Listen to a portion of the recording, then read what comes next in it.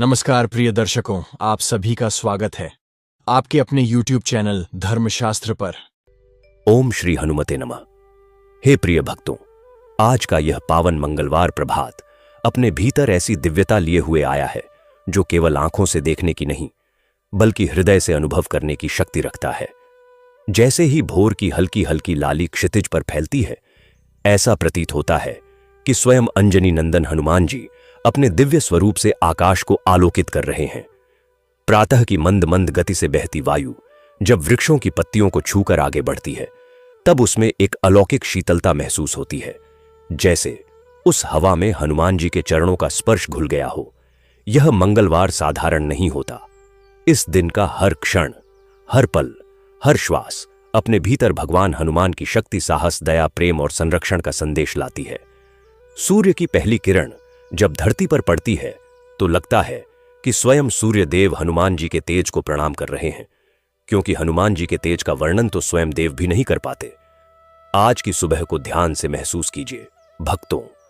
आकाश के विस्तार में फैला वह शांत नीला रंग, उसमें कहीं हल्का सा सुनहरा स्पर्श, मानो हवा में गूंजती कोई अदृश्य ध्वनि, एक ऐसी अनुभूति जो मन के भीतर के भय को मिटाती है और भक्त के भीतर अदम्य साहस भर देती है।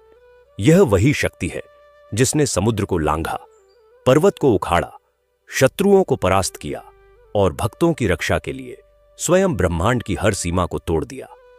आज हम जिस मंगलमय कथा को सुनने जा रहे हैं, वह केवल शब्दों का समूह नहीं है, न ही यह केवल किसी पात्र की कहानी है। यह वह कथा है जो हनुमान जी की असीम कृपा को बुलाती है। यह वह कथा है जो टूटे मन में आशा का दीपक जलाती है। यह वह कथा है जो दुर्भाग्य को सौभाग्य में बदल देती है। यह वह कथा है जो भक्त के जीवन की दिशा बदलने की सामर्थ्य रखती है। प्रिय भक्तों, कहा गया है कि जो मनुष्य मंगलवार के दिन हनुमान जी का स्मरण करता है, कथा सुनता है या भक्ति में विलीन होकर कुछ क्षण हृदय को शांत करता है, उस पर हनुमान जी का ऐसा संरक्षण स्थापित हो जाता है जिसे संसार की कोई शक्ति हिला नहीं सकती। भय मिट जाता है, बाधाएं समाप्त हो जाती हैं, दुश्मन दूर हो जाते हैं, रोग कष्ट हटते जाते हैं, निर्जीव मन पुनः जीवन से भर जाता है, क्योंकि हनुमान जी केवल संकट मोचन ही नहीं, वे भयमोचन भी हैं। वे भक्त के मन का अंधकार दूर कर प्रकाश का द्वार खोल देते हैं। आज का यह मंगलमय प्रभात उसी प्रकाश का स्वागत है। जो भक्त इस सुबह अपने हृदय को शुद्ध करके हनुमान जी का स्मरण करते हैं, उनकी प्रत्येक प्रार्थना आकाश में एक दिव्य तरंग बनकर गूंजती है और सीधी जाकर हनुमान जी के चरणों में समर्पित हो जाती है। आप बस एक बार सच्चे मन से पुकारिए, हे पवन पुत्र मेरी रक्षा करो, और फिर देखिए आपके जीवन के अदृश्य द्वार कैसे खुलने लगते हैं। प्रिय भक्तों, हम सभी जीवन में संघर्षों से गुजरते हैं। कभी मन भारी होता है, कभी परिस्थितियां अनुकूल नहीं, कभी घर में कलह, कभी व्यापार में नुकसान, कभी स्वास्थ्य की चिंता, कभी मन में घबराहट। लेकिन हनुमान जी वह शक्ति है जो इन सभी भय को न केवल समाप्त करते हैं बल्कि मन में ऐसा धैर्य भर देते हैं कि मनुष्य हर कठिनाई का सामना कर लेता है। आज हम जिस कथा को सुनने जा रहे हैं, वह हमारे जीवन की कठिनाइयों को समझाने वाली कथा है। यह वह कथा है जो बताती है कि क्यों मनुष्य को हनुमान जी की शरण में जाना चाहिए, क्यों मंगलवार का व्रत, पूजा, पाठ और कथा का इतना महत्व है, और क्यों हनुमान जी आज भी उसी रूप में हमारे साथ खड़े हैं जैसे वे त्रेता युग में थे। उनकी शक्ति आज भी उतनी ही जागृत है, उनका स्नेह आज भी उतना ही प्रबल है, उनकी कृपा आज भी उतनी ही सुलभ है। बस मन में प्रेम होना चाहिए, श्रद्धा होना चाहिए, मार्ग में दृढ़ता होनी चाहिए, और आज की यह कथा उसी दृढ़ता का परिचय कराने वाली है। अब भक्तों, अपनी आंखें कुछ क्षण बंद कीजिए, अपने मन की सारी व्याकुलता को छोड़ दीजिए, शरीर की सारी थकावट को त्याग दीजिए और अपने भीतर के उस शांत कोने को खोजिए जहां केवल एक ही शब्द गूंजता है। हनुमान महसूस करे कि आप अकेले नहीं हैं। आपके आसपास एक दिव्य शक्ति खड़ी है, एक ऐसी शक्ति जिसके हाथ में गदा है पर हृदय में अपार प्रेम, एक ऐसी शक्ति जो दुष्टों के लिए अग्नि है और भक्तों के लिए छाया, एक ऐसी शक्ति जो संकट में मार्ग दिखाती है, गिरने पर संभालती है और घोर अंधकार में दीपक बनकर जलती है। कल्पना कीजिए, आप एक शांत स्थान पर बैठे हैं। आकाश धीरे धीरे सुनहरा हो रहा है। हवा का एक मंद झोंका आपके चेहरे को छूता है और उस हवा में आपको एक अदृश्य शक्ति महसूस होती है।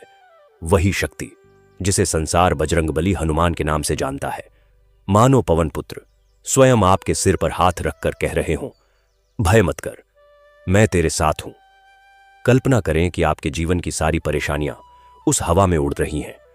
आर्थिक संकट हो, पारिवारिक तनाव, चिंता, रोग, निराशा, सब धीरे धीरे नष्ट होते जा रहे हैं, क्योंकि आप अब उस शक्ति के सानिध्य में बैठे हैं जो असंभव को संभव कर देती है। प्रिय भक्तों, इस मंगलवार का यह पवित्र प्रभात आपको बुला रहा है। आपके मन के भीतर छुपी भक्ति को जगाना चाहता है। आपको उस मार्ग पर ले जाना चाहता है जहां आपकी आत्मा हनुमान जी के चरणों में पूर्ण समर्पित हो जाए। आपके जीवन का हर दुख, हर बाधा, हर भय आज की इस कथा के साथ समाप्त होने की प्रक्रिया में प्रवेश करेगा। क्योंकि हनुमान जी की कथा सुनना केवल एक धार्मिक क्रिया नहीं, यह एक आध्यात्मिक यात्रा है। यह यात्रा मन को स्थिर करती है, विचारों को पवित्र करती है, दृष्टि को बदलती है और जीवन में ऐसे चमत्कार लाती है जिन्हें शब्दों से व्यक्त नहीं किया जा सकता। अब भक्तों, धीरे धीरे गहरी श्वास लें, अपनी हथेलियों को जोड़ें और हृदय से पुकारें, ओम श्री हनुमते नमः। हे अंजनी नंदन, हमें अपने चरणों का आश्रय दीजिए, हमारे भय दूर कीजिए, हमारे मार्ग प्रशस्त कीजिए, हमारी बुद्धि को निर्मल कीजिए और इस पावन कथा को सुनने का फल हमारे जीवन में अवश्य प्रकट कीजिए। अब आपका मन पूरी तरह शांत है, आपकी आत्मा तैयार है, आपका हृदय भक्ति से भरा है और वातावरण में पवित्रता का समंदर लहरा रहा है। और अगर आप सच्चे सनातनी हैं तो यह केवल आपका कर्तव्य नहीं बल्कि धर्म है कि ऐसे पवित्र संदेशों को अपने तक सीमित ना रखें। जैसे हनुमान जी ने राम कथा का प्रचार किया, वैसे ही आप भी इस कथा को अधिक से अधिक लोगों तक पहुंचाएं। इसलिए इस वीडियो को लाइक करें, अपने मित्रों और परिवार के साथ साझा करें और हमारे चैनल को सब्सक्राइब करना ना भूलें, ताकि प्रभु श्री राम और हनुमान जी की ऐसी दिव्य कथाएं, ऐसे मंगलकारी संदेश आपको निरंतर मिलते रहे। तो आइए श्रद्धा, विश्वास और भक्ति के साथ अपने मन में जय श्री राम का जय घोष करें और इस मंगलमय कथा की शुरुआत करें। क्योंकि जो कथा हनुमान जी के नाम से आरंभ होती है, वहां से हर दुख, हर भय और हर बाधा अपने आप मिट जाती है। इस मंगलमय जीवन परिवर्तनकारी कथा की शुरुआत करें। बहुत समय पहले की बात है। किसी नगर में मनसुख नाम का एक वैद्य रहता था। मनसुख के विवाह को पूरे 15 साल हो गए थे, पर उनके घर में अभी तक कोई संतान नहीं आई थी। मनसुख वैद्यकी करने के लिए आसपास के गांव में जाया करता था और वैद्यकी से जो भी उसे मिलता, उसी में दोनों का भरण पोषण हो जाया करता था। बस इसी तरह दिन खुशहाली से बीत रहे थे। एक बार की बात है, मनसुख वैद्यकी करके अपने घर लौट रहा था। रास्ते में एक विशाल वन पड़ता था। मनसुख को रोजाना वह वन पार करना पड़ता था। मनसुख अभी आधा वन ही पार कर पाया था कि तभी उसके कानों में किसी के बोलने की आवाज आई, अरे मुसाफिर, थोड़ा पेड़ के नीचे बैठ लो, थोड़ा आराम कर लो, थोड़े इस पेड़ के फल खा लो, फिर अपना सफर शुरू कर देना। मनसुख ने यह सुनकर चारों तरफ नजर दौड़ाकर देखा, पर मनसुख को वहां कोई नजर नहीं आया। फिर मनसुख ने जिस पेड़ के नीचे खड़ा था, उसके ऊपर नजर उठाई तो क्या देखता है, पेड़ की डाल पर एक हरियल तोता बैठा हुआ है, जिसकी लाल रंग की चोंच थी। वही मनसुख से बात कर रहा था। इतनी मीठी और स्पष्ट आवाज में एक तोते को बोलता हुआ सुनकर मनसुख को बड़ा ही आश्चर्य हुआ। मनसुख ने इस तरह इंसानी भाषा में स्पष्ट बोलने वाला तोता पहली बार देखा था। मनसुख उस तोते से बतिया आने लगा। मनसुख ने उस तोते से पूछा, तुम्हारा नाम क्या है? तोता बोला, मेरा नाम लालमन है। तुम इस विशाल वन में क्या कर रहे हो? मनसुख ने फिर अगला प्रश्न तोते से किया। इस पर तोता उदास होता हुआ बोला, अरे भाई, मैं कोई ऐसा वैसा तोता नहीं हूं, मैं इंद्रलोक से आया हूं। मैं अक्सर धरती पर घूमने के लिए आता हूं। एक दिन इसी पेड़ के नीचे एक साधु को बैठा हुआ देख मैंने उसे बहुत परेशान किया, जिसकी वजह से साधु ने मुझे श्राप दे दिया कि मैं इसी धरती पर भटकता फिरता रहूंगा। सो तब से मैं इसी पेड़ पर बैठा अपनी गलती का पश्चाताप कर रहा हूं। वैद्य ने जब यह सुना तो उसे उस तोते पर बड़ी ही दया आई। उसने लालमन तोते से कहा। अच्छा लालमन, क्या तुम मेरे साथ चलोगे? मैं तुम्हें अपने साथ अपने घर में रखूंगा। लालमन तोता तैयार हो गया। उसके बाद वैद्य उसे अपने साथ घर ले आया और एक पिंजरे में लाकर उसे रख दिया। वह तोते का बहुत ही अच्छे से ध्यान रखता था। ना जाने कितने प्रकार के फल और मेवे उसको खिलाया करता था। एक बार की बात है, वैद्य थका हारा जब अपनी वैद्यकी से घर लौटा तो वैद्य ने तोते से कहा, मैं थका हारा आता हूं, तुम मुझे कोई कहानी सुनाया करो, कोई किस्से सुनाया करो, कोई भेद की बात बताया करो। लालमन तोता बोला, ठीक है मेरे मालिक, कल से मैं तुम्हें भेद की बातें बताया करूंगा, तुमसे बैठकर बतिया करूंगा। अभी आप सो जाओ, थके हुए आए हो। अगले दिन मनसुख वैद्य उठकर अपनी पत्नी से बोला, अरे भाग्यवान, आज तो खीर और मालपुए खाने का मन कर रहा है, तुम खीर और मालपुए बनाओ, मैं वैद्य की करके अभी लौट रहा हूं। इतना कह मनसुख वैद्य अपना झोला उठाकर गांव के लिए चल दिया वैद्य की करने। इधर उसकी पत्नी ने खीर बनाई, खूब मेवे डाले, खीर की सौंधी खुशबू पूरे घर में फैल गई। फिर उसकी पत्नी ने मालपुए बनाई, मालपुए और खीर बनाकर बर्तन से ढककर रख दिए और अपने पति का प्रतीक्षा करने लगी। चटोरी मनसुख की पत्नी अपने आप को रोक ना पा रही थी। वह बार बार बर्तन उठाकर झांककर खीर और मालपुए बार बार देखती और जितनी बार देखती उतनी बार उसका खाने का मन करता। उसने सोचा, पता नहीं मेरे पति कितनी देर में आएंगे, मैं अपने हिस्से की खीर और मालपुआ खा लेती हूं। उसने अपने हिस्से की खीर और मालपुआ निकालकर खा ली, पर उसे खीर इतनी स्वादिष्ट लगी कि वह अपने ऊपर नियंत्रण ना कर पाई। थोड़ी देर बाद वह सारी खीर और मालपुए खा गई। थोड़ी देर बाद मनसुख भी घर में आ गया। उसने घर में कदम रखते ही कहा, अरे भाग्यवान, खीर की तो बड़ी ही अच्छी खुशबू आ रही है, ला फटाफट लाकर दे दे मालपुए और खीर। वह पालथी मारकर हाथ मुंह धोकर बैठ गया। अब उसकी पत्नी तो हैरान हो गई, क्योंकि खीर और मालपुए तो वह चट कर गई थी। अब मनसुख को कहां से लाकर दे? उसने अपने मन में एक योजना बनाई और बुझे से मन से मनसुख के पास जाकर बोली, देखो जी, मुझे भूख लग रही थी, सो मैंने अपने हिस्से का मालपुआ और खीर खा ली। आपकी खीर और मालपुए मैंने ढककर रसोई में रख दिए, पर मुई बिल्ली आई और उसने सारी खीर और मालपुए खा लिए। बताओ मैं क्या करूं? मनसुख बोला, चलो, इसमें तो किसी का कोई दोष नहीं है, बिल्ली खा गई सो खा गई, पर मुझे बड़े जोरों की भूख लग रही है, तुम मेरे लिए कुछ खाने का बना दो। पत्नी यह सुनकर रसोई में खाना बनाने चली गई। इधर मनसुख तोते के पास आया और तोते से पूछा, और बताओ आज का दिन कैसा कटा? तोता बोला, आज का दिन बड़े मजे में कटा, पर मैं तुम्हें एक भेद बताना चाहता हूं। तुम्हारी पत्नी तुमसे झूठ कह रही है कि खीर और मालपुए बिल्ली खा गई। असल में खीर और मालपुए तुम्हारी पत्नी ने ही खाए हैं। देखो तो कैसी औरत है, अपने मर्द से झूठ कहती है। तोता जोर जोर से हंसने लगा। तोते की बात सुनकर मनसुख ने अपनी पत्नी से कुछ न कहा। वो चुपचाप बैठा रहा और जो भी पत्नी ने लाकर बनाकर दिया वहीं चुपचाप खा लिया। पर पत्नी ने तोते की बात सुन ली थी। अब तो यह आए दिन की बात हो गई। तोता मनसुख की पत्नी की मनसुख के सामने पोल खोलता रहता।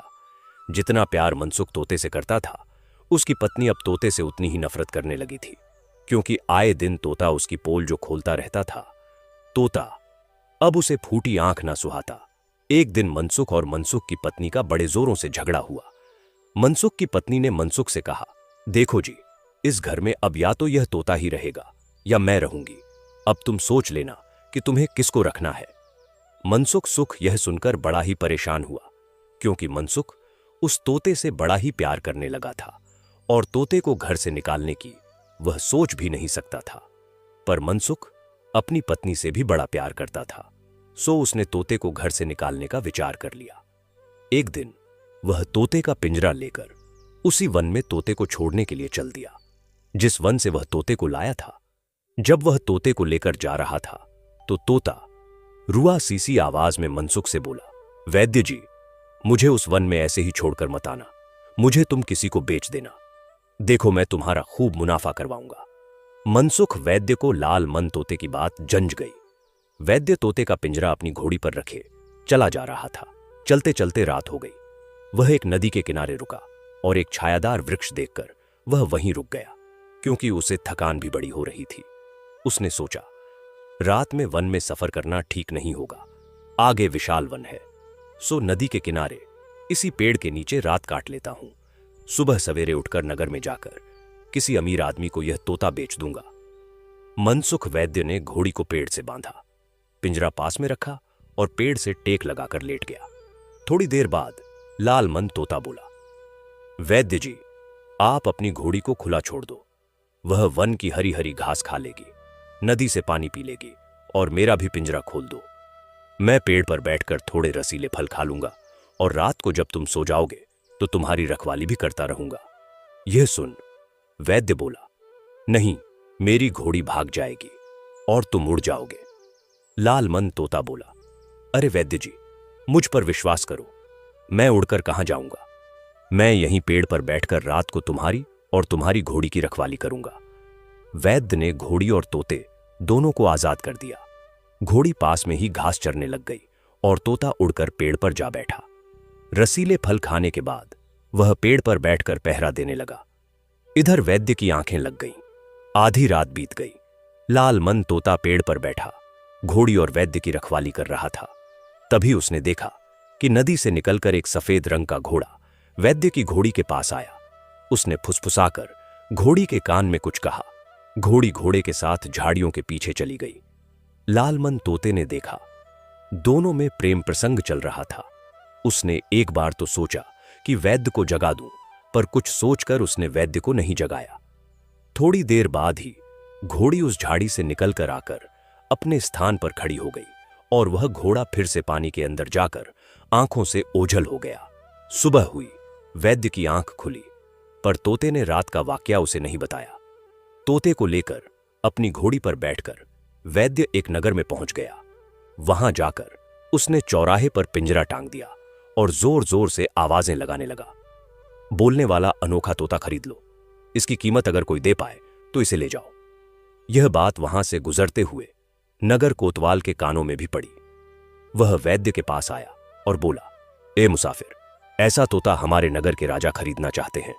उनकी बहुत दिनों से अभिलाषा है कि इंसानी भाषा में बोलने वाला तोता खरीदा जाए। तुम मेरे साथ राजमहल में चलो, मैं अभी वहीं जा रहा हूं। यह सुनकर वैद्य अपने तोते का पिंजरा और अपनी घोड़ी को ले राज दरबार में पहुंच गया। राजा ने जब उस बोलने वाली अद्भुत चिड़िया को देखा तो वैद्य से पूछा, क्या कीमत लगाई है आपने इसकी? इससे पहले कि वैद्य कुछ बोलता तोता स्वयं ही बोल पड़ा, मेरी कीमत 10,000 सोने की स्वर्ण मुद्राएं हैं। राजा ने जब तोते के मुंह से यह सुना तो वह बड़ा ही खुश हुआ। उसे बहुत दिनों से ऐसे ही तोते की तलाश थी। राजा ने बिना कोई सवाल किए वैद्य को 10,000 सोने की स्वर्ण मुद्राएं दे दी। फिर तोते ने धीरे से राजा के कान में कहा, महाराज, इसके पास एक घोड़ी है, उस घोड़ी को भी खरीद लो। वह गर्भवती है और अद्भुत बछेरे को जन्म देगी। तोते की बात सुनकर राजा को आश्चर्य पर आश्चर्य हुए जा रहा था। उसने बिना सोचे समझे घोड़ी की भी कीमत लगाकर वैद्य से घोड़ी खरीद ली।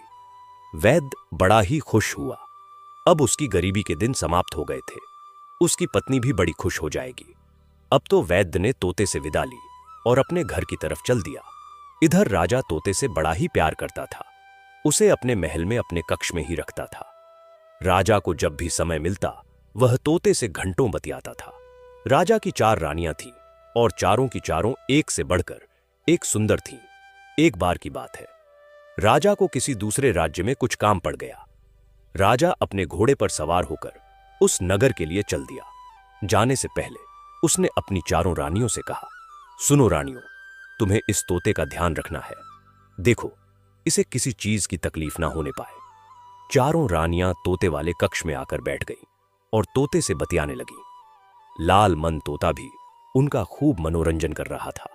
तभी एक रानी ने तोते से पूछा, ए तोते, हमें यह बता, हम चारों में से सबसे सुंदर कौन है? तोते ने भी बड़ी मासूमियत से जवाब दिया, तुम चारों ही सुंदर हो, सिवाय एक के। भला वह कौन है? तोते ने छोटी रानी की तरफ इशारा किया, जबकि उस रानी को राजा सबसे ज्यादा प्यार करता था। लाल मन तोते की बात सुनकर तीनों रानियां तो खिलखिलाकर हंसने लगीं, पर छोटी रानी के दिल पर तो जैसे वार हो गया। वो बीमारी का बहाना लेकर अनसुनी कर अपने कक्ष में जाकर लेट गई। शाम को राजा आया तो छोटी रानी को ना देखकर पूछने लगा कि छोटी रानी कहाँ है। आज दिखाई नहीं दी। किसी ने बताया कि छोटी रानी बीमार है और अपने कक्ष में लेटी हुई है। राजा तुरंत दौड़कर उसके पास गया और उससे पूछा, क्या हुआ छोटी रानी? छोटी रानी बोली, राजा साहब मैं बड़ी बीमार हूं। राजा बोला, तो क्या वैद्य को नहीं बुलवाया? हां बुलवाया तो था। तो क्या कहा वैद्य ने? रानी बोली, वैद्य कहते हैं कि किसी तोते का मांस खाओगी तो तुम ठीक हो जाओगी। अब देखो, हमारे महल में एक तोता है, उसी का मांस तुम मुझे खिलाओ तो मैं ठीक हो जाऊं। राजा ने जब यह सुना तो वह धक से रह गया, पर राजा अपनी छोटी रानी से बहुत अधिक प्रेम करता था। वो रानी को मना न कर सका। राजा तोते को मारने अपने कक्ष की तरफ चल दिया। राजा ने पिंजरे से तोते को निकाला और सारी बात बताई। ए मेरे प्यारे तोता, मेरी छोटी रानी तुम्हें खाना चाहती है, मुझे क्षमा कर देना, मैं मजबूर हूं। मैं तुमसे बड़ा ही प्रेम करता हूं, पर तुमसे ज्यादा प्रेम मैं अपनी छोटी रानी को करता हूं। मरने से पहले तुम्हारी कोई आखिरी इच्छा है तो कहो, मैं तुम्हारी आखिरी इच्छा जरूर पूरी करूंगा। तोते ने उदास होते हुए कहा, महाराज, मैंने बहुत दिनों से खुला आसमान नहीं देखा। मैं पंख फड़फड़ाकर खुले आसमान में उड़ना चाहता हूं। मुझे आप 6 दिन की आजादी दे दें। 6 दिन बाद मैं खुद ही आपके सामने उपस्थित हो जाऊंगा। फिर तुम मेरा मांस काटकर रानी को खिला देना। राजा ने तोते की बात मान ली और तोते का पिंजरा खोलकर उसे खुले आसमान में उड़ा दिया। तोता उड़ता उड़ता बहुत दूर निकल आया। उसने देखा कि 12,000 तोते एक दिशा में एक साथ उड़ते हुए चले जा रहे हैं। तोता भी उनके साथ उड़ चला। उड़ते उड़ते तोतों ने उस लाल मन तोते को बताया कि वह एक ऐसे नगर में जा रहे हैं जिसकी राजकुमारी अत्यंत ही सुंदर है और वह तोतों की दावत करती है। वह तोते को अद्भुत फल और अलग तरह की मिठाइयां खिलाती है। तोता दावत में शामिल हुआ। उसने ऐसे फल और मिठाई आज तक कभी ना खाए थे। दावत खाने के बाद सभी तोते वहां से वापस जाने लगे, पर लाल मन तोता वहीं रुक गया। उसको बोलता देख राजकुमारी उस पर बड़ी ही प्रसन्न हुई। वह उसे अपने कक्ष में ले आई। अब राजकुमारी जल्दी ही तोते के साथ घुल मिल गई। 2-3 दिन में ही दोनों पक्के मित्र बन गए। तोता राजकुमारी को राजा चंद्रसेन के बारे में बताता रहता था। वह बताता कि राजा चंद्रसेन का शासन कितना बड़ा है, यहां से वहां तक उसी का राज्य फैला हुआ है। राजा चंद्रसेन बहुत ही सुंदर और वीर साहसी राजा है। उसकी बातें सुन सुनकर राजकुमारी मन ही मन राजा चंद्रसेन से प्रेम करने लगी थी। वह तोते की बातों से उस राजा से प्रेम करने लगी जिसको उसने कभी नहीं देखा था।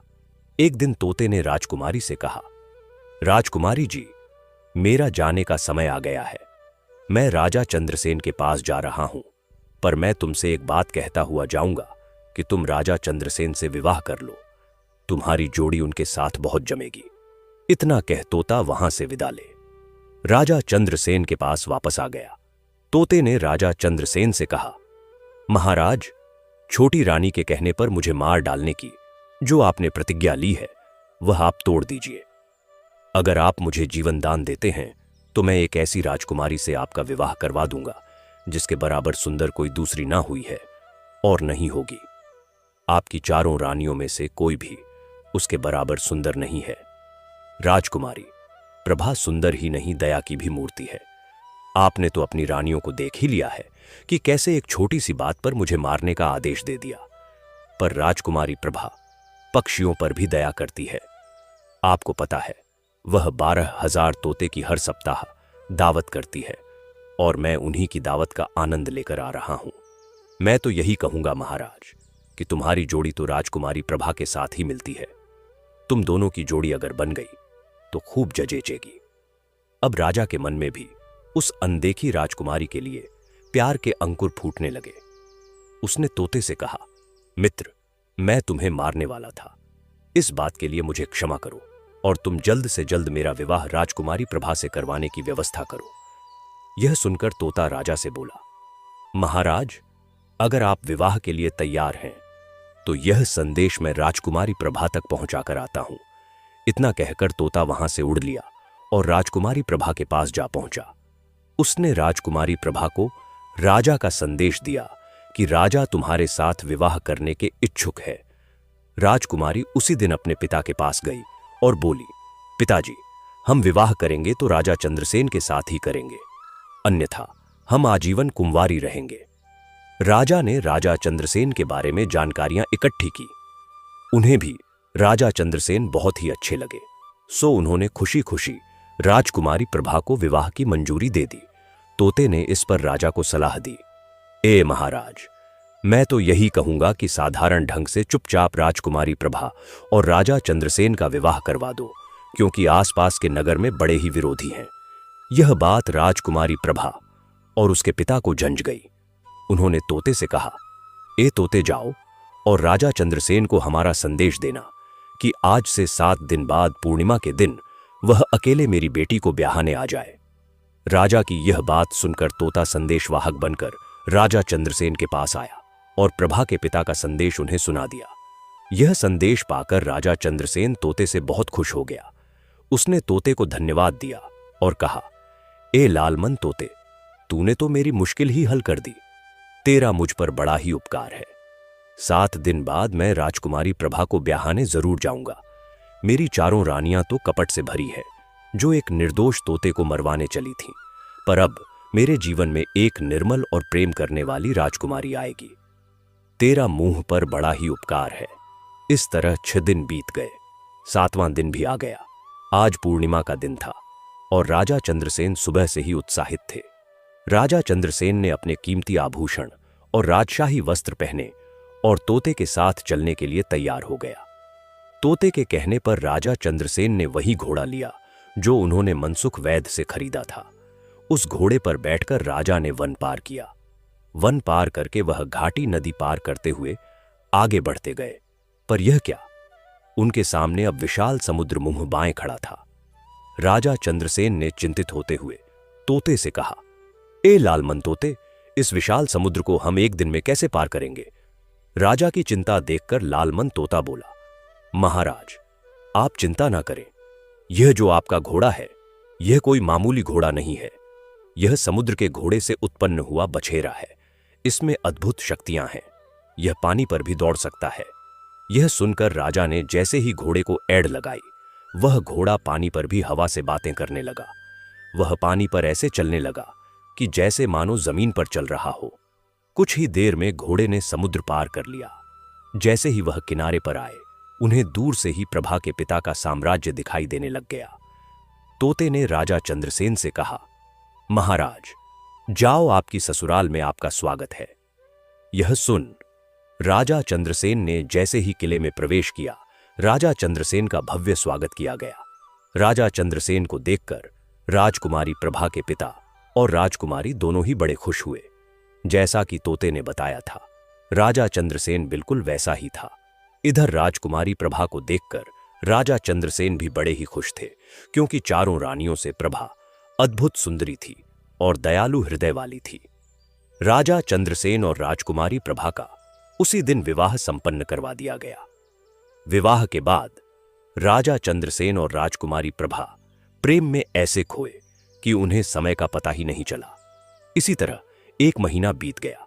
एक दिन राजा चंद्रसेन को अपने नगर की बड़ी ही याद आई। उसने लालमन तोते से कहा, ए तोते, मेरा राज्य राजा विहीन पड़ा हुआ है। पता नहीं मेरे मंत्री और मेरी चारों रानियां किस तरह से राज्य को चला रही होंगी। मेरे यहां आने की खबर बस कुछ विश्वसनीय मंत्रियों को ही पता है। अब मुझे अपने नगर को लौटना चाहिए। यह सुनकर लालमन तोता बोला, हां महाराज, आपने बिल्कुल सही सोचा है। अब आप राजकुमारी प्रभा के पिता से चलने की आज्ञा ले लो और राजकुमारी प्रभा को अपने साथ लेकर अपने नगर को लौट जाओ। राजा चंद्रसेन ने इस बारे में राजकुमारी प्रभा को बताया तो प्रभा तो जैसे पहले से ही उत्सुक हो रही थी अपनी ससुराल जाने के लिए। उसने अपने पिता से अपनी ससुराल जाने की आज्ञा मांगी और कहा, पिताजी, वक्त आ गया है मेरे ससुराल जाने का, सो मेरी विदाई कर दो। प्रभा के पिता ने बहुत ही बहुमूल्य उपहार देकर अपनी बेटी को विदा करने का निश्चय कर लिया। अब वह इतना सारा सामान लेकर घोड़े पर तो नहीं जा सकते थे, इसीलिए राजकुमारी प्रभा के पिता ने एक पानी के जहाज का भी इंतजाम कर दिया। राजकुमारी प्रभा बहुत सारे उपहार और बहुमूल्य रत्न लेकर अपने पति के साथ जहाज में बैठकर अपने ससुराल के लिए रवाना हो गई। राजा चंद्रसेन ने अपने कीमती घोड़े को भी उसी जहाज में रखा हुआ था और तोता आसमान में उड़ता हुआ उन्हें रास्ता बताता हुआ जा रहा था। दोनों हंसी खुशी अपना सफर कर रहे थे, पर अब वे पानी के जहाज में थे तो अब उनका सफर बहुत ही लंबा नजर आ रहा था। 6 दिन पानी में ही चलते चलते बीत गए। एक दिन राजा चंद्रसेन को एक टापू दिखाई दिया, सो उन्होंने उस टापू पर रात गुजारने का निश्चय कर लिया। तोते ने उन्हें लाख समझाने की कोशिश की कि महाराज यहां पर रुकना खतरे से खाली नहीं है, पर राजा चंद्रसेन ने तोते की एक ना सुनी। उन्होंने तोते से कहा, ए तोते, 6 दिन का सफर मैं पानी में ही काट रहा हूं, पर आज की रात हम इसी टापू पर डेरा डालेंगे। सुबह होते ही फिर अपने सफर की तरफ निकल जाएंगे। लाल मन तोता बेचारा चुपचाप रह गया। राजा ने टापू के किनारे लंगर डालकर जहाज रोक लिया और टापू पर अपने तंबू गाड़कर अपना बिस्तर लगा लिया। 6 दिन से राजा को पानी में नींद नहीं आई थी, सो आज आंखें बड़ी भारी हो रही थीं। बिस्तर पर लेटते ही राजकुमारी प्रभा और राजा चंद्रसेन को बड़ी गहरी नींद आ गई। दोनों बेखबर सो रहे थे। तोता वहीं पर पेड़ पर बैठा पहरा दे रहा था। थोड़ी देर बाद तोते ने देखा कि एक विशाल जहाज उनके जहाज के पास आकर रुका है। उस जहाज में सौदागर का काफिला था। सौदागर बड़ा ही निर्दयी और क्रूर था। वो जैसे ही टापू पर पहुंचा, उसने देखा कि एक जहाज खड़ा है, सो उसने लंगर डालकर अपना जहाज रोक लिया।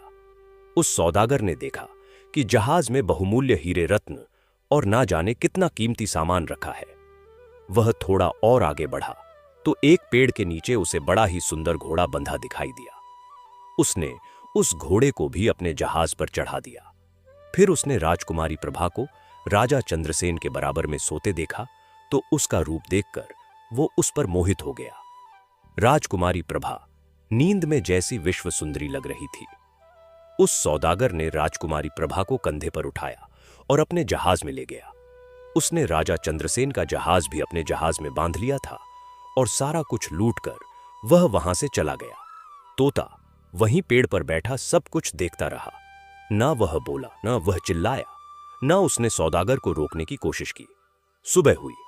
जब राजा चंद्रसेन की आंख खुली तो उन्होंने देखा कि राजकुमारी प्रभा उनके पास नहीं है। वह अपने खेमे से निकलकर बाहर आए तो वहां पर घोड़ा भी गायब था, ना वहां जहाज दिखाई दे रहा था। राजा ठगासा चारों तरफ अपनी खाली नजरों से देख रहा था। तभी तोते ने रात की सारी घटना राजा को बताई तो राजा ने तोते से कहा, ए तोते, तुमने मुझे जगाया क्यों नहीं? इतना कह राजा चंद्रसेन जोर जोर से रोने लगे। यह सुन तोते ने राजा को बताया कि महाराज, अगर मैं आपको जगा देता तो शायद आपकी जान पर भी बन जाती, क्योंकि सौदागर के साथ बहुत से हथियार बंद सिपाही थे। उन सब से तुम अकेले मुकाबला ना कर पाते, इसलिए मैं चुपचाप सब कुछ देखता रहा। लेकिन महाराज, जब वह सौदागर राजकुमारी प्रभा को अपने जहाज में लादकर अपने नगर की तरफ गया तो मैं उसके साथ साथ उड़ चला। और महाराज, मैंने उसके नगर का भी पता लगा लिया है कि सौदागर किस नगर में रहता है। अब आप हिम्मत करके खड़े हो और अपनी रानी को ढूंढने का निश्चय करो। तोते ने राजा को ढांस बंधाया और हिम्मत दी। तोते की हिम्मत पाकर राजा चंद्रसेन खड़ा हुआ, अपने आंसू पोंछे, पर उसके सामने समस्या यह थी कि वह इस विशाल समुद्र को अब कैसे पार करेंगे। ना उनके पास वह चमत्कारी घोड़ा था और ना ही अब अपना पानी का जहाज था। यह समस्या भी तोते ने ही हल की। तोते ने राजा चंद्रसेन से कहा, महाराज, वह जो आप सूखा पेड़ देख रहे हैं, ना अपनी तलवार से इसे काट डालो और इसे नाव का रूप दे दो। राजा ने वैसा ही किया। उस तने को काटकर राजा ने उसे नाव का रूप दिया और पानी में उतार दिया। फिर उस वन से कुछ फल तोड़े और नाव में रख लिए। धीरे धीरे चप्पू चलाते हुए राजा अपनी रानी को ढूंढने के लिए चल दिया। तोता भी आसमान में उड़ता हुआ राजा को रास्ता दिखा रहा था। उस छोटी सी नाव से सफर करते करते 15 दिन बीत गए। 15 दिन बाद वह उस नगर में पहुंचे जिस नगर में वह अत्याचारी सौदागर रहता था। वह एक बगीचे में पहुंचे। तोता ने राजा से कहा, महाराज, आप इसी बगीचे में ठहरे, मैं राजकुमारी प्रभा का पता लगाकर आता हूं। राजा दुख में व्याकुल होकर तोते से बोले, ए मेरे दोस्त, तूने मेरी बड़ी ही मदद की है और तुम्हारी बात ना मानकर मैं अब तक पछता रहा हूं। यदि मैं तुम्हारी बात मानकर उस टापू पर ना रुकता तो आज हमें यह दिन देखना ना पड़ता। ए मेरे दोस्त, तुम जाओ और रानी प्रभा का पता लगाकर आओ कि यह अत्याचारी उस पर जुल्म तो नहीं ढा रहा। मेरी प्रभा कैसी है, वह किस हाल में है, सब पता करके आओ। तोता यह सुन वहां से उड़ चला। वो उड़ते उड़ते उस सौदागर के घुड़साल में पहुंचा। उसने देखा कि चमत्कारी घोड़ा वहीं पर बंधा हुआ है। घुड़साल के पास ही एक छोटा सा बगीचा था। लालमन तोता उस बगीचे में गया तो उसे वहां अपने जैसे असंख्य तोते मिले। लालमन तोते ने एक तोते से गहरी मित्रता कर ली और उसे राजकुमारी प्रभा की जानकारी इकट्ठी करने लगा। उस तोते ने लालमन को बताया कि हां, एक बड़ी ही खूबसूरत, बड़ी ही सुंदर स्त्री इस बगीचे में फूल तोड़ने आती है। चेहरे पर उदासी पर एक चेहरे पर अलग सा तेज है। हां, हो ना हो, वही राजकुमारी प्रभा हो सकती है। उसने तोते से पूछा, भाई मुझे यह बताओ कि वह स्त्री फूल तोड़ने किस समय आती है? तोता बोला, अभी थोड़ी ही देर में आती होगी। थोड़ी देर बाद राजकुमारी प्रभा उस बगीचे में फूल तोड़ने के लिए आई। जैसे ही लालमन ने उसको देखा, वह तुरंत पहचान गया कि यह तो राजकुमारी प्रभा है। उस जालिम ने राजकुमारी प्रभा को बड़ा ही सताया था। राजकुमारी प्रभा के कपड़े फट चुके थे, चितड़े जैसे उसके बदन पर लिपटे हुए थे। तोते को यह देखकर बड़ा ही दुख हुआ कि जो राजकुमारी राजशाही वस्त्र पहनकर महल में शानो शौकत से रहती थी, आज उसकी यह दशा हो रही है। तोते ने साथ वाले तोते को धन्यवाद दिया और वहां से उड़ चला। वो राजा के पास पहुंचा और राजा को सारा हाल कह सुनाया। फिर राजा एक सराय में रुका। सराय का मालिक एक बूढ़ा आदमी था और उसकी सौदागर के साथ अच्छी बनती थी। उस सराय में रहते राजा चंद्रसेन को कई दिन बीत गए। एक दिन उसने उस सराय के मालिक से कहा, बाबा, मैं मुसाफिर हूं, मेरे पास कोई काम नहीं है। आपकी तो सौदागर के साथ अच्छी बनती है, आप चाहे तो मुझे उसके यहां कोई काम दिलवा सकते हैं। सराय के मालिक को भी राजा की हालत पर बड़ी दया आ रही थी। उस समय राजा राजा नहीं था, उसने भेष बदला हुआ था और वह एक मुसाफिर जैसा लग रहा था। सराय के मालिक ने राजा को ढांस बंधाते हुए कहा, ठीक है बेटा, मैं कल ही सौदागर के यहां तुम्हारी नौकरी की बात करता हूं। अगले दिन सराय का मालिक सौदागर के पास राजा चंद्रसेन को लेकर गया और उसकी नौकरी की बात की। सौदागर ने राजा चंद्रसेन को पहचाना नहीं। उसने उसे अपने घुड़शाल में घोड़ों की देखभाल की नौकरी दे दी। अब राजा चंद्रसेन सौदागर की घुड़शाल में काम करने लगा। वहां काम करते करते एक दिन उसे वह चमत्कारी घोड़ा भी मिल गया। घोड़ा उसे देखते ही हिनहिनाने लगा और उसने राजा चंद्रसेन को पहचान लिया। राजा चंद्रसेन ने भी उस घोड़े को पहचान लिया और उसके सर पर हाथ फेरने लगा। वहीं पर उसने देखा, रात होते ही एक दुखी सी स्त्री घुड़साल में आई और एक कोने में आकर सो गई। सुबह सवेरे वह स्त्री उठी और बाग की तरफ चली गई। राजा उसे देखकर बड़ा ही हैरान हो रहा था। अगले दिन जब वह स्त्री घुड़साल में आई तो राजा ने उसके पास जाकर उससे बात करने का निश्चय किया। राजा उसके पास जाकर बोला, हे देवी, तुम कौन हो और यहां इस हाल में क्यों रहते हो? यह सुनकर वह स्त्री हड़बड़ाकर खड़ी हो गई और उसने अपने पल्लू से अपना चेहरा ढक लिया। वह राजा चंद्रसेन को पहचान ना पाई। असल में वह राजकुमारी प्रभा ही थी। राजा ने भी प्रभा को नहीं पहचाना क्योंकि उसने चेहरा जो ढक लिया था। राजा के पूछने पर राजकुमारी प्रभा ने कहा, ए मालिक, मैं तो एक मालिन हूं, मेरे पास सर छुपाने के लिए जगह नहीं है, सो रात को सोने यहीं घुड़साल में चली आती हूं। सुबह सवेरे फिर उठकर बाग में चली जाती हूं।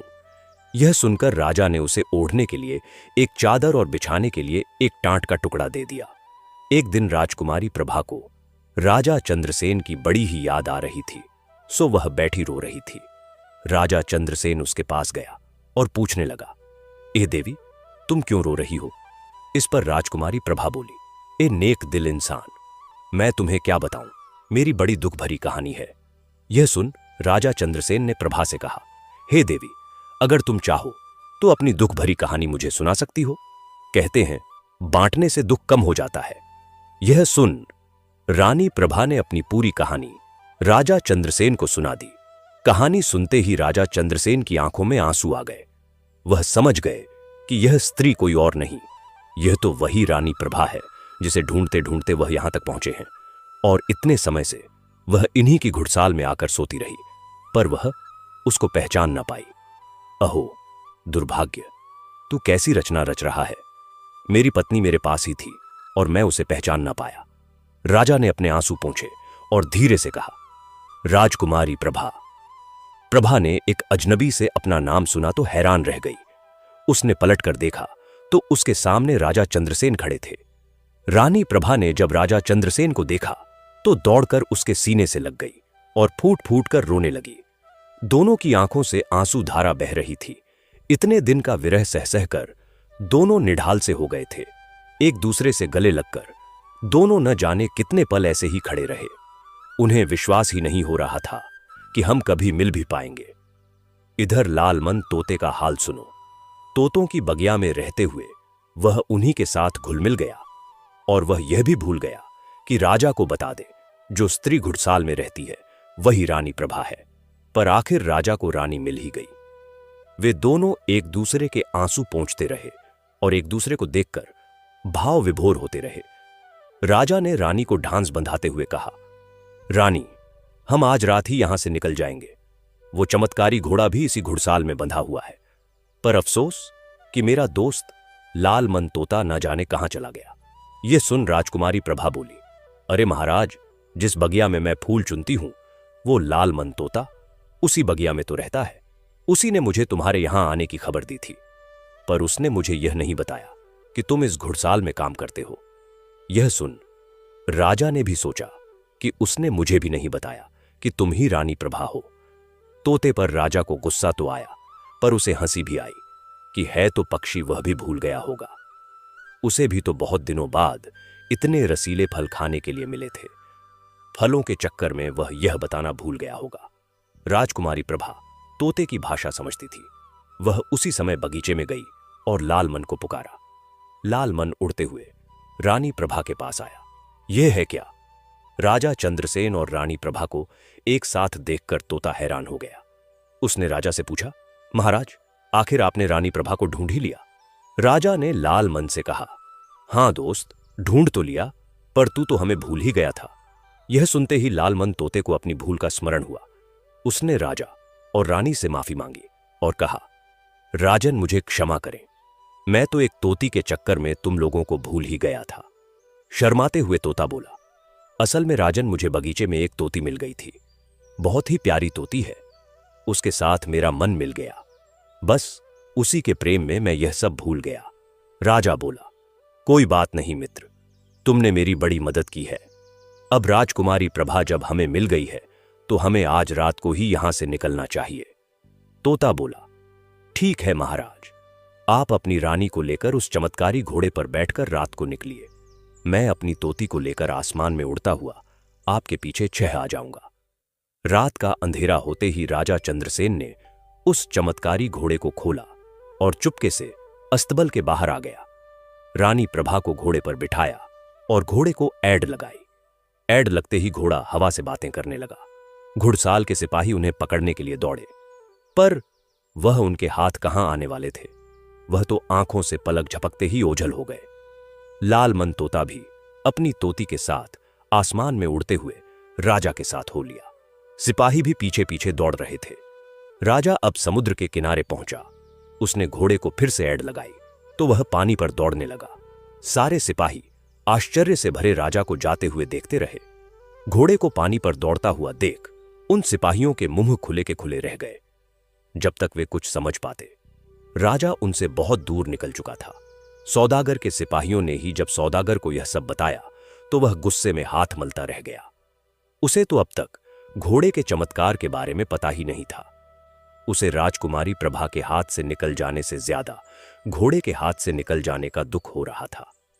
इधर राजा चंद्रसेन राजकुमारी प्रभा को लेकर अपने नगर पहुंचा। नगर के बाहर ही उसने डेरा डाला और अपने विश्वसनीय मंत्रियों को बुलाया। मंत्रियों ने जब राजा और राजकुमारी की यह दशा देखी तो उन्हें बड़ा दुख हुआ। जल्दी से राजमहल में खबर पहुंचाकर उनके लिए राजसी वस्त्र मंगवाए गए। दोनों को राजसी वस्त्र पहनाकर बड़े अवगत के साथ उन्हें राजमहल में ले जाया गया। शानदार स्वागत हुआ। महल में जब रानियों को पता चला कि राजा चंद्रसेन वापस लौट आए हैं पर बड़ी ही सुंदर स्त्री को ब्याह कर लाए हैं। उनको बड़ा ही क्रोध आया। जब उन्होंने राजकुमारी प्रभा को देखा तो उससे जल भुन गई। राजा उनकी मनोच्छा समझ गया। राजा ने राजकुमारी प्रभा के लिए अलग से महल बनवाया और राजकुमारी प्रभा को पटरानी बना दिया। अब रानी प्रभा और राजा चंद्रसेन उसी महल में रहने लगे। कुछ समय बाद उन्होंने तोते का विवाह उस तोती से करवा दिया। तोता, तोती और राजा चंद्रसेन अपनी रानी प्रभा के साथ सुखपूर्वक उस महल में रहने लगे।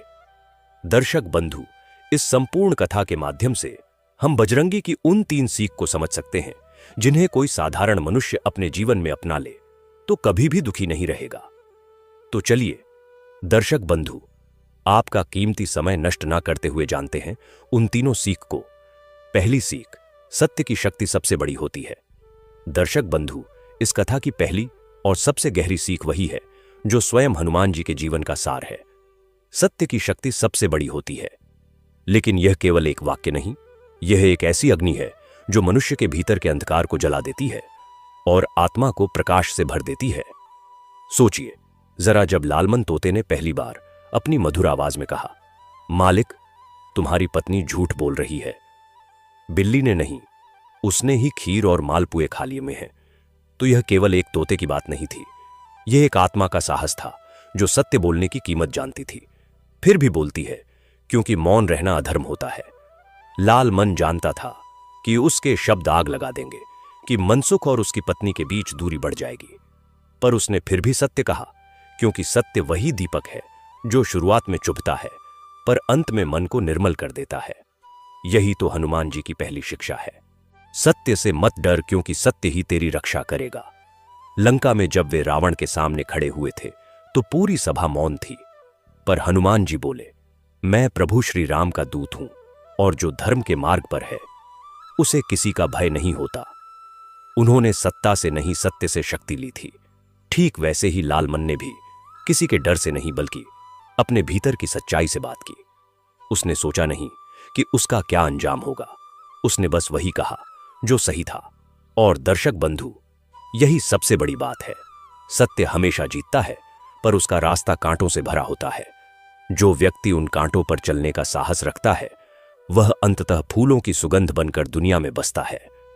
मनसुख की पत्नी ने जब झूठ बोला तो कुछ पल का सुख मिला, पर वही झूठ उसकी शांति को निगल गया। सत्य बोलना कठिन था, पर वही उसे ईश्वर के निकट ला सकता था। और यही हाल आज के मनुष्य का भी है। हम छोटी छोटी बातों में झूठ बोल देते हैं, कभी किसी को खुश करने के लिए, कभी अपने स्वार्थ के लिए, पर हर झूठ हमारे भाग्य में एक नया बोझ जोड़ देता है। हनुमान जी ने कभी छल नहीं किया। उन्होंने हमेशा स्पष्ट कहा, भले सामने रावण जैसा बलवान शत्रु ही क्यों ना हो।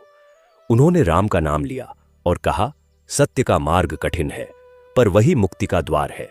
तो हे दर्शक बंधु, यदि तुम चाहते हो कि तुम्हारा जीवन स्थिर हो, तुम्हारे घर में शांति हो, तुम्हारे कर्मों में चमक हो, तो सबसे पहले अपने शब्दों में सत्य लाओ।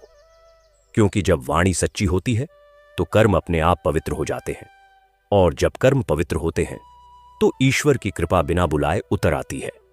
याद रखना, झूठ बोलने वाला भले आज जीत जाए, पर सत्य बोलने वाला युगों तक याद किया जाता है। हनुमान जी इसलिए अमर हैं क्योंकि उन्होंने कभी सत्य से समझौता नहीं किया। वे हर उस हृदय में बसते हैं जो ईमानदार है, जो सत्य के लिए लड़े बिना डरता नहीं।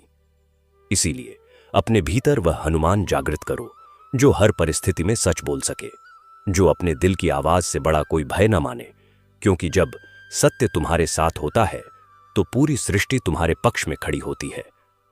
सत्य से चलने वाला कभी अकेला नहीं होता, क्योंकि उसके साथ स्वयं बजरंगबली चलते हैं।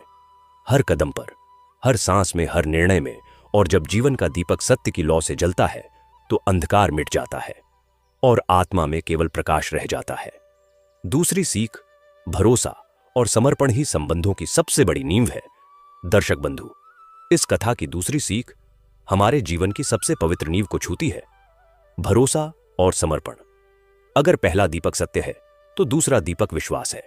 जिस घर में विश्वास की ज्योति जलती है वहां ना भय टिकता है, ना धोखा, ना दुख।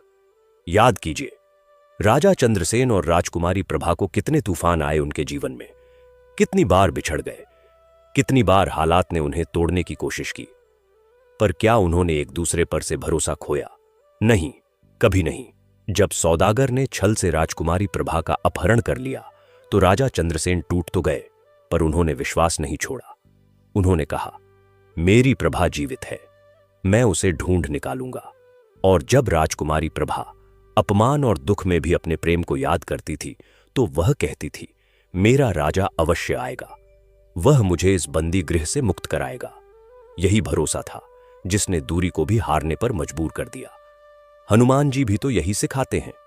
संबंध केवल शब्दों से नहीं, श्रद्धा से टिकते हैं। उन्होंने राम के प्रति ऐसा समर्पण दिखाया जो संसार में उदाहरण बन गया। जब लंका जली, जब सागर पार हुआ, जब सीता माता का संदेश लेकर वे लौटे, तो वह केवल ताकत से नहीं हुआ, वह हुआ अटूट विश्वास से। हनुमान जी ने कभी नहीं पूछा, प्रभु क्या मैं कर पाऊंगा? उन्होंने बस कहा, प्रभु आपकी इच्छा मेरी शक्ति है। ठीक वैसे ही राजा चंद्रसेन और रानी प्रभा ने भी एक दूसरे के प्रति यही भाव रखा। वे दोनों जानते थे कि प्रेम केवल शब्द नहीं होता, वह प्रतीक्षा होती है, त्याग होता है और विश्वास की अग्नि में तपना होता है। रानी प्रभा ने अत्याचार सहे पर अपने राजा को धोखा नहीं दिया। राजा चंद्रसेन ने अंधकार में भी अपनी रानी की खोज छोड़ी नहीं। यह वही निष्ठा है जो हर युग में प्रेम को जीवित रखती है। आज का मनुष्य संबंधों में सब कुछ चाहता है, सुविधा, संगति, सुख पर विश्वास खो चुका है। थोड़ी सी परेशानी, थोड़ी सी दूरी और भरोसा टूट जाता है। पर सुनो दर्शक बंधु, जहां भरोसा कमजोर हो जाए वहां कोई रिश्ता टिक नहीं सकता, और जहां भरोसा गहरा हो वहां सबसे बड़ी दूरी भी मिट जाती है। हनुमान जी सिखाते हैं, जो समर्पण में जिए वही संबंधों में शांति पाए। उन्होंने अपनी शक्ति प्रभु को समर्पित की थी। उन्होंने कहा था, मैं शरीर से तुम्हारा सेवक हूं, मन से तुम्हारा भक्त हूं और आत्मा से तुम्हारा अंश हूं। ऐसा समर्पण ही इंसान को दिव्य बनाता है। राजा चंद्रसेन और रानी प्रभा के बीच भी यही दिव्यता थी। जब दोनों वर्षों बाद मिले तो उन्होंने एक दूसरे को किसी गलती के लिए दोष नहीं दिया। उन्होंने केवल एक दूसरे को देखा और वह एक नजर ही सब कुछ कह गई। उस एक क्षण में सारी दूरियां पिघल गईं, सारी पीड़ाएं मिट गईं, क्योंकि प्रेम में जहां विश्वास हो वहां कोई बंधन नहीं रहता, केवल आत्मा का संग होता है।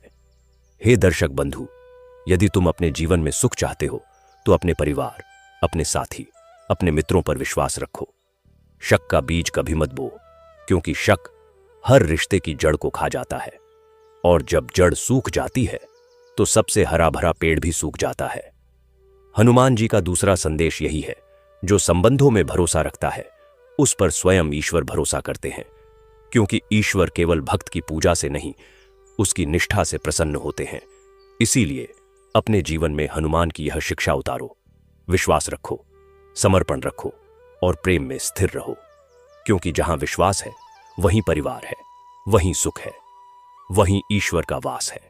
जो अपने संबंधों को भरोसे की मिट्टी में सींचता है उसका जीवन हनुमान जी की कृपा से सदैव हरा भरा रहता है। तीसरी सीख, सेवा और भक्ति का फल कभी व्यर्थ नहीं जाता। दर्शक बंधु, इस कथा की तीसरी और सबसे गढ़ सीख वही है जो हनुमान जी के चरित्र की आत्मा है।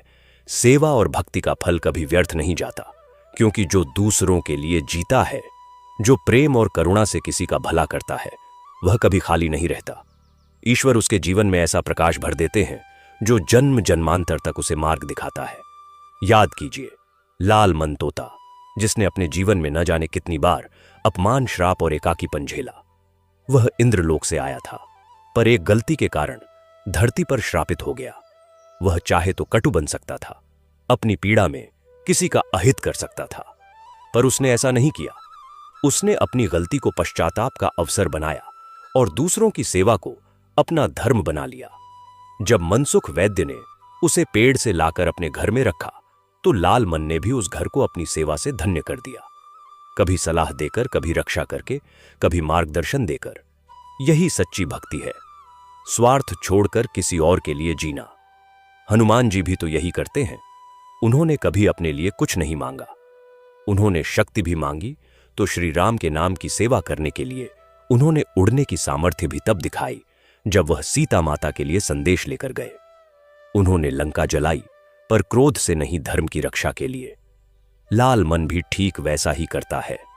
वह जब राजा चंद्रसेन का मित्र बनता है तो वह उसके लिए धन नहीं, यश नहीं चाहता।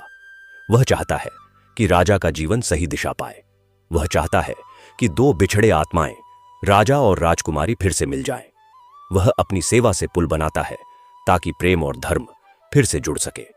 यही सेवा का असली अर्थ है, दूसरों के सुख में अपना आनंद ढूंढना। पर दर्शक बंधु, आज मनुष्य ने सेवा को सौदे में बदल दिया है। आज वह मदद करता है तो बदले में उम्मीद रखता है। वह धन्यवाद सुनना चाहता है, वह प्रशंसा चाहता है। पर हनुमान जी सिखाते हैं, सच्ची सेवा वह है जो बदले की आशा से परे हो। सेवा वह है जो मौन में की जाए, जहां हाथ काम करे पर दिल बोले, प्रभु यह आपके नाम से है। जब राजा और रानी प्रभा अंततः मिलते हैं तो वह क्षण केवल प्रेम का नहीं, सेवा का फल है। यह लाल मन की भक्ति का प्रतिफल है।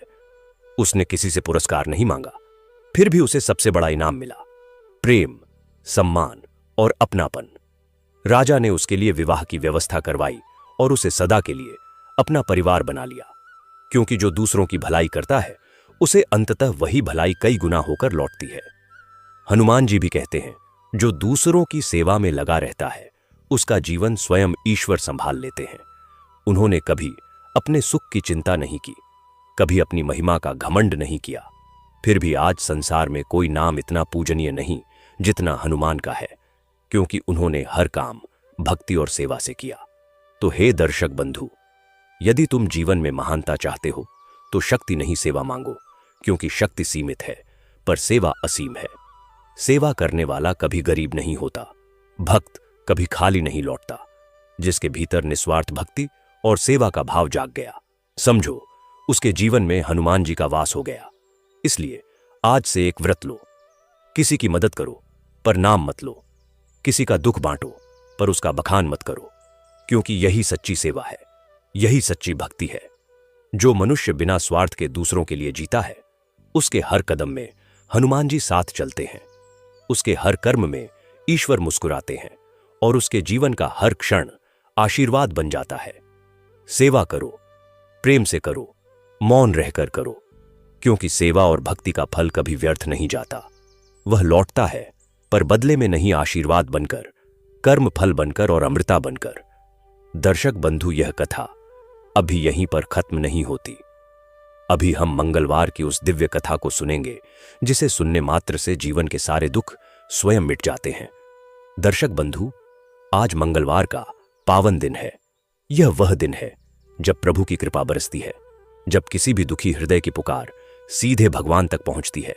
कहा जाता है, जो व्यक्ति सच्चे मन से मंगलवार की यह दिव्य कथा सुनता है, उसके जीवन के सारे दुख, सारे भय और सारे संकट स्वयं मिट जाते हैं।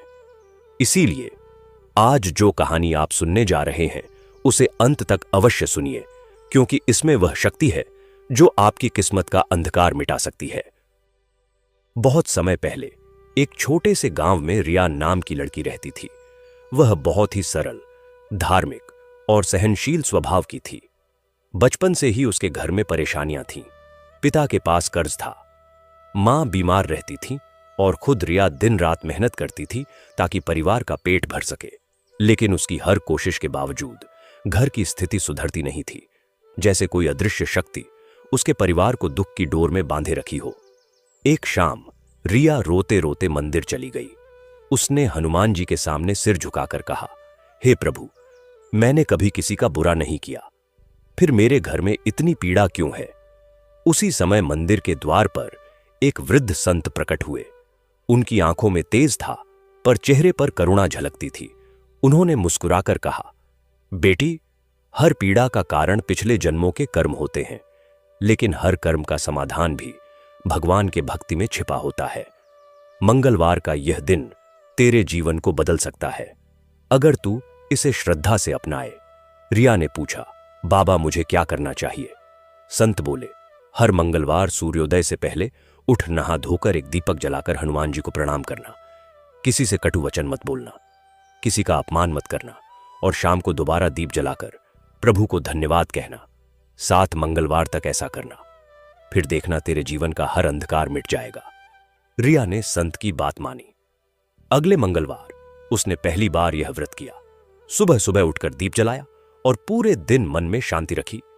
शाम को जब उसने दीपक जलाया तो उसे ऐसा लगा जैसे उसके मन का बोझ थोड़ा हल्का हो गया हो। फिर दूसरा मंगलवार आया। इस बार उसने अपने पड़ोसी की मदद की जिसके घर का चूल्हा बुझा हुआ था। तीसरे मंगलवार को उसने एक भूखे कुत्ते को रोटी खिलाई। चौथे मंगलवार को उसने पिता से कहा, आप चिंता मत करें, प्रभु जरूर मदद करेंगे। धीरे धीरे उसके जीवन में बदलाव आने लगा। पिता को एक पुराना व्यापारी मिला जिसने उनका पुराना कर्ज माफ कर दिया। मां की तबीयत भी ठीक होने लगी। गांव के लोग रिया से कहने लगे, तेरे जीवन में यह प्रकाश कहां से आया? रिया मुस्कुराकर कहती, जब इंसान अपनी नीयत साफ कर देता है तो किस्मत खुद झुक जाती है। 7वें मंगलवार की सुबह गांव में भारी वर्षा हुई। बरसों से सूखी जमीन पर हरियाली छा गई। लोग बोले, यह रिया की भक्ति का फल है। उस शाम रिया मंदिर पहुंची, दीपक जलाया और बोली, हे प्रभु, मैं आपका आभार मानती हूं, आपने मेरे परिवार के सारे दुख हर लिए। तभी उसके सामने वही वृद्ध संत प्रकट हुए और बोले, बेटी, तेरी भक्ति ने न केवल तेरे घर को बचाया बल्कि पूरे गांव को जीवन दिया। याद रख, मंगलवार केवल पूजा का दिन नहीं, यह सेवा और संयम का दिन है। जो सच्चे मन से दूसरों के लिए दीप जलाता है उसके अपने घर में कभी अंधकार नहीं रहता। उस दिन से रिया हर मंगलवार गांव के मंदिर में भंडारा करने लगी।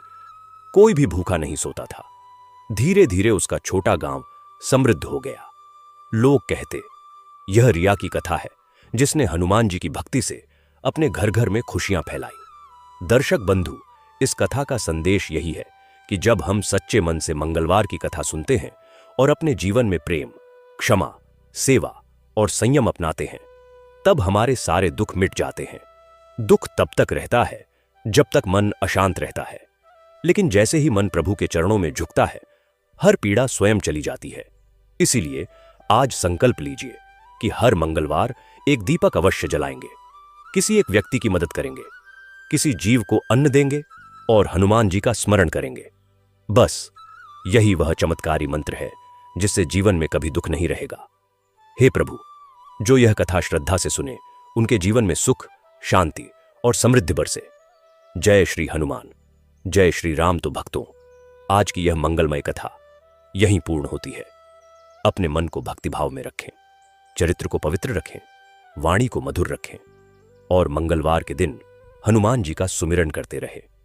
हे अंजनी नंदन, हे पवन पुत्र, हे संकट मोचन, आपकी कृपा से ही जीवन में उजाला है। हमें सदैव अपने चरणों में स्थान दे। जय श्री राम, जय बजरंग बली, जय हनुमान।